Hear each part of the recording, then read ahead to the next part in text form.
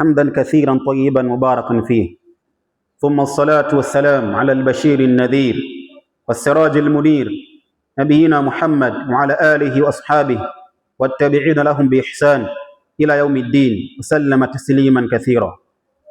Enyi Waislamu, na kuhusieni kwa mara nyingine na kuihusia nafsi yangu kumcha Allah subhanahu wa ta'ala fi hadhihi alhayati dunya, katika haya maisha ya dunia, na kuhusieni enyi waja wa Allah kushikamana na dini yenu tukufu ya Uislamu, kwani hakika Allah tabaraka wa ta'ala asema alyawma akmaltu lakum dinakum wa atmamtu alaykum ni'mati wa raditu lakum alislam dina. Wa yaqulu an-nabiy sallallahu alayhi wa sallam kullu ummati yadkhuluna aljannata illa man aba. Qila ya rasul Allah wa man ya'ba ya rasul Allah? Qala man ata'ani dakhala aljanna wa man 'asani faqad aba, au fi riwaya wa man 'asani dakhala an-nar. Enyi waja wa Allah, Allah subhanahu wa ta'ala katika aya ndani ya surati al-Maida asema leo nimekukamilishieni dini yenu. Na aya hii ulama al-mufassirun wanasema ya kwamba aliteremshiwa Bwana Mtume sala na salamu ziwe juu yake akiwa katika ibada adhimu ya haji katika siku ya Arafa, ilikuwa ni siku ya Ijumaa. Mtume sallallahu alaihi wasallam anateremshiwa maneno haya na Allah akiwaambiwa alyawma akmaltu lakum dinakum, leo nimetimiza kwenu, nimekamilisha kwenu nyinyi dini yenu, wa atmamtu alaykum ni'mati, na nimetimiza neema zangu kwenu, wa raditu lakum alislam dina, nimeridhia sheria ya Uislamu iwe ndiyo dini yenu.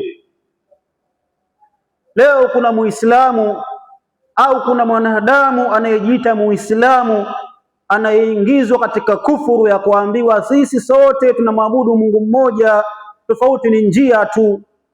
Haya maneno ya ajabu. Haiwezekaniki anayesema moja jumlisha moja jibu lake mbili, mwingine aseme moja jumlisha moja jibu lake sifuri, hata wote kwa sawa sawa. Hii akili haiwezekaniki. Wao wanamwabudu Mungu aliyezaliwa, Mungu aliyekufa. Mwanadamu Muislamu anamwabudu Mola ambaye haiwezekani akazaliwa, haiwezekani akafa.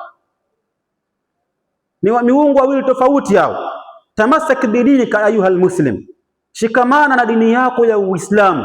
La takfuru billahi, usimkufuru Allah subhanahu wa ta'ala baada ma manna Allahu alayka bi ni'matin adhim hadhihi, baada kuwa Allah subhanahu wa ta'ala amekwisha kutimiza neema yake ya Uislamu kwetu sisi na akaridhia sheria ya dini ya tukufu ya Uislamu iwe ndiyo dini yetu ambayo Allah atairidhia yaumul qiyama wa kila mwanadamu. Wa yaqulu an-nabii sallallahu alayhi wasallama, na Mtume sala na salam za juu yake akasema, nyinyi nyote umma wangu mtaingia peponi isipokuwa man aba, yule ambaye yeye mwenyewe kwa akili yake mbovu, kwa kufuru zake, au na yeye kufuata mila ya Manasara akaukhalifu na kukufuru Uislamu, hapo yeye mwenyewe atakuwa amekataa kuingia katika pepo ya Allah subhanahu wa ta'ala. Masahaba wakamuuliza, ya Rasulullah, hivi kuna mtu gani wa ajabu ambaye atakataa kupata pepo ya Allah subhanahu wa ta'ala? Mtume sallallahu alayhi wasallam akawaambia, yupo mtu huyo, man ata'ani, yeyote atakayenitii, atakayetii yale ambayo mimi nimekufunzeni katika sheria ya Uislamu, dakhala aljanna, huyo ataingia peponi.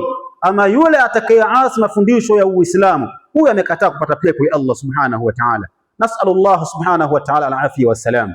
Allahumma rabbana atina fid dunya hasana wa fil akhirati hasana wa qina adhaban nar. Allahumma inna zalamna anfusana wa in lam taghfir lana wa tarhamna lanakunanna minal khasirin birahmatika ya arhamar rahimin.